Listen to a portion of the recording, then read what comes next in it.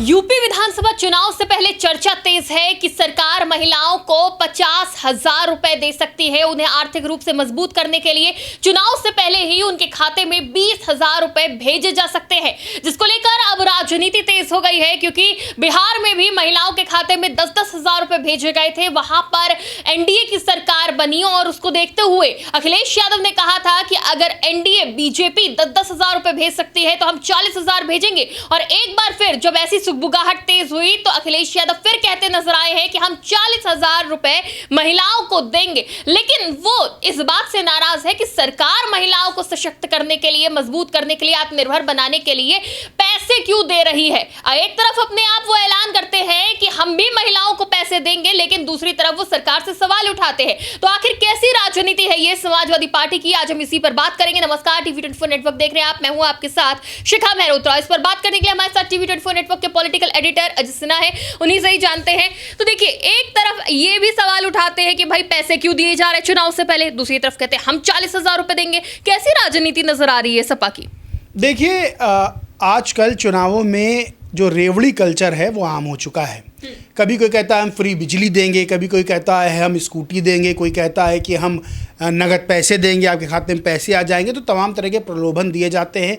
बिहार में जिस तरह से महिलाओं के खाते में पैसे आए और उसका सीधा फ़ायदा नीतीश कुमार को हुआ, एनडीए को हुआ, वो किसी छिपा नहीं है। और इसी तरह उत्तर प्रदेश में भी अब जो बात निकल कर सामने आ रही है कि 20,000 रुपये महिलाओं के खाते में आएंगे और 10-10 हज़ार करके बाद में भी आएंगे, तो 50,000 रुपये आएंगे, महिलाएं सशक्त होंगी। अखिलेश यादव सवाल खड़े कर रहे हैं कि सरकार क्यों पैसा दे रही है और हम आएंगे तो हम भी पैसा देंगे।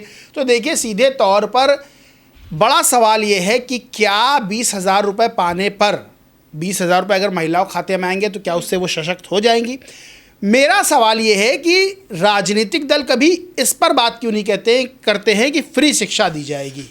कोई राजनीतिक दल ये बात नहीं करेगा फ्री शिक्षा दी जाएगी, नगद पैसा दे देंगे, बिजली का बिल माफ़ कर देंगे, हम फलाना कर देंगे, हम ढिमकाना कर देंगे, लेकिन शिक्षा पे कोई बात नहीं करेगा। ये दुर्भाग्य और बड़ा दुर्भाग्य ये भी है कि लोग इस रेवड़ी कल्चर पर वोट देते हैं, फ्री की लालच में वोट देते हैं, जबकि ये फ्री का जो लॉलीपॉप है ये आगे भविष्य के लिए घातक होता है। क्योंकि अगर सरकार या कोई राजनीतिक दल ये कहता है कि हम आपको फ्री बिजली देंगे, आपको पैसा देंगे, यानी कि आपको कुछ करने की ज़रूरत नहीं, हम आपको दे रहे हैं बिना कुछ किए, तो इसका मतलब वो आपसे कुछ ना कुछ तो चाहता है ना। और चाहेगा क्या? वोट।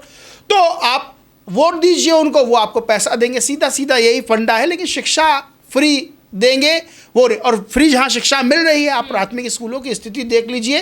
कोई भी जो संपन्न घर का है, जिसके पास थोड़ा बहुत पैसा है, वो सरकारी स्कूल में अपने बच्चों को नहीं पढ़ाना चाहता है। ये काला सच है। ये चीज़ क्या सरकारों को नहीं पता है? मिड डे मील के नाम पर बच्चों की थाली में जला हुआ चावल हरदोई से सामने आया, बिल्कुल पानी वाली सब्जी सामने आई। ये किसी में तो काम कहाँ करना है वो कोई नहीं देख रहा है। देख ये रहा है कि हमको वोट कैसे मिलेगा, चाहे कोई भी राजनीतिक दल हो और किसी की भी सरकार बने।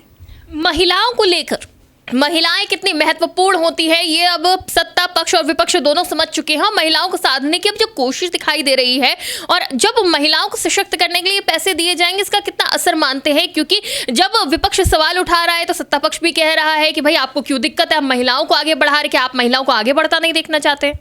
देखिए, महिलाओं के खाते में जब पैसा जाएगा तो महिलाओं के साथ 2-3 वोट और आ जाते हैं। दरअसल परिवार का बड़ा टारगेट ये होता है कि महिलाओं के खाते में पैसे जाएंगे तो महिलाएं तो वोट देने, आधी आबादी तो वोट देने आएगी, साथ में वो अपने पति को, अपने बच्चों को, जो बालिग हैं, जो वोट देने लायक हैं, उनको भी साथ में लाएगी। क्योंकि जब किसी को सीधा फ़ायदा होता है, मानिए किसी को अगर 500 रुपये आप दे दीजिए, 500 की नोट दीजिए, तो वो आपकी तारीफ़ करेगा, वो आपकी बुराई नहीं करेगा।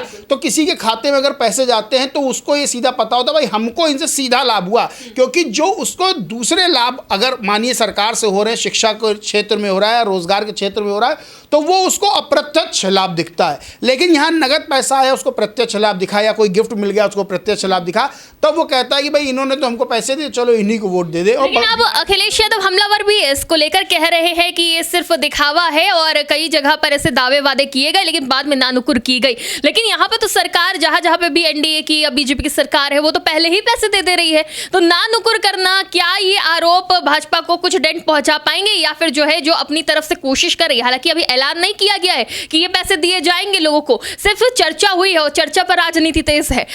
देखिए, सीधे तौर पर सरकार पर पैसे की कमी तो है नहीं। अगर वो ये सोच रही है कि हम पैसा देंगे, कह रही है पैसा देंगे, तो पैसा दे देगी, उसका सीधा फायदा उनको वोट के रूप में मिलेगा।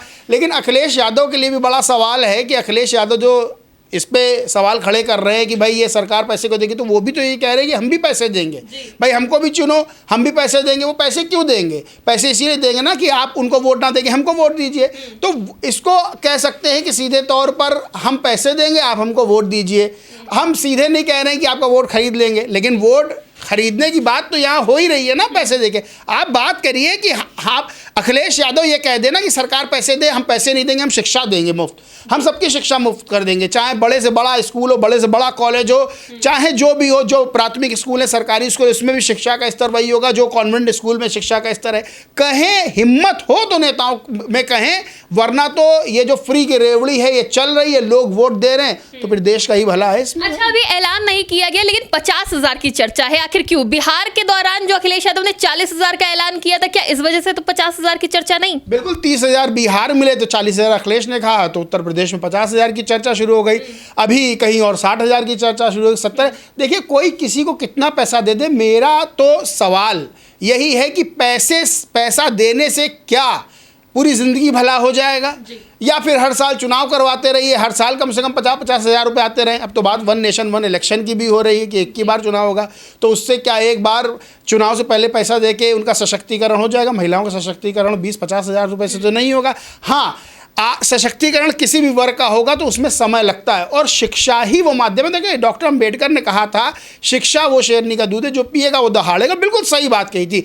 अगर अपनी तस्वीर, अपनी तकदीर, अपनी तदबीर बदलनी है तो शिक्षा से ही बदलेगी, पैसे से नहीं। जब आप शिक्षित हो जाएंगे, आपको नौकरी मिलेगी, तो आपको पैसा भी आ जाएगा। तो शिक्षा बेहद ज़रूरी है। शिक्षा पे कोई बात नहीं कर रहा है। बड़ा दुर्भाग्य है इस देश का कि नेता, राजनीतिक दल पैसे पे बात कर रहे हैं, शिक्षा पे बात नहीं कर रहे, जबकि शिक्षा पे बात होना बड़ा ज़रूरी है। जी बिल्कुल, बहुत बहुत शुक्रिया। तो देखिए, चुनाव से ठीक पहले पैसे भले ही लोगों के खातों में आ जाएंगे, महिलाओं के खाते में आ जाएंगे, उनको सशक्त करने की बात कही जाएगी, लेकिन यहाँ पर सोचने की ज़रूरत ये है महिलाओं को कि क्या सिर्फ ये 30,000, 40,000, 50,000 उनकी किस्मत बदल सकता है, उनको मजबूत कर सकता है, आत्मनिर्भर और सशक्त बना सकता है, या फिर जो है उन्हें ऐसे कदम उठाने की, ऐसे व्यक्ति को चुनने की ज़रूरत है जो असल में देश के लिए काम करे, जो आने वाली पीढ़ी के लिए काम करे, शिक्षा के क्षेत्र में काम करे, या फिर जो है सबका विकास करे। फिलहाल इस पूरे मामले पर आपकी क्या राय है, हमें कमेंट बॉक्स में जरूर बताइएगा। फिलहाल के लिए देखते रहिए TV24 नेटवर्क।